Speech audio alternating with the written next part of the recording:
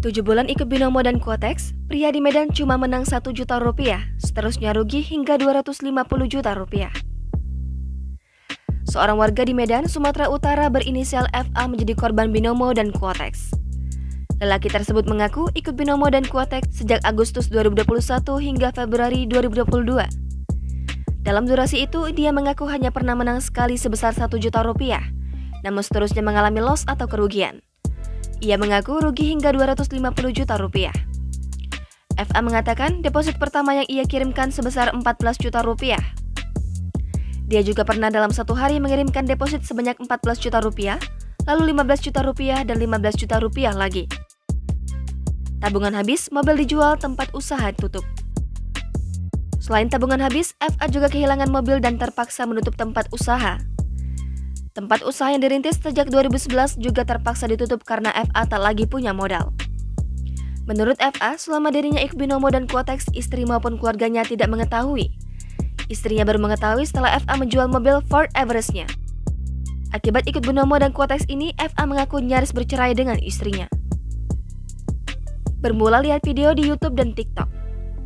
FA menuturkan, dirinya tertarik ikut Binomo dan Quotex usai nonton video seorang afiliator, J alias NW, di YouTube dan TikTok.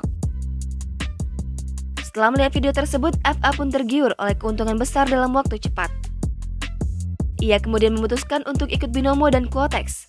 Sosok J alias NW kini telah dilaporkan FA ke Polda Sumut. Dilaporkan ke polisi. FA dan seorang korban lainnya berinisial RM melapor ke Polda Sumut dengan harapan uangnya bisa kembali. Selain itu, mereka juga tidak ingin ada lagi yang menjadi korban penipuan melalui trading bareng atau trabar. Keduanya bersama kuasa hukumnya mendatangi markas Polda Sumut sekitar pukul 14.22 waktu Indonesia Barat. Kuasa hukum korban, Dongan Nauli Siagian, menyampaikan diduga ada 400 orang di Sumut yang menjadi korban Binomo dan Quotex.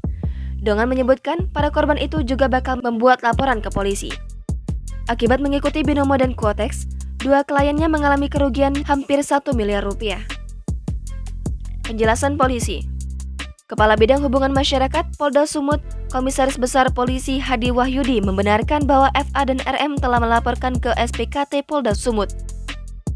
Mereka melaporkan terkait dengan peristiwa pidana Undang-Undang RI Nomor 19 Tahun 2016. Hadi menjelaskan, pihaknya tengah menyelidiki kasus ini. Selain itu, polisi juga mendalami apakah kasus ini ada keterlibatan Indra Kes dan Doni Salmanan.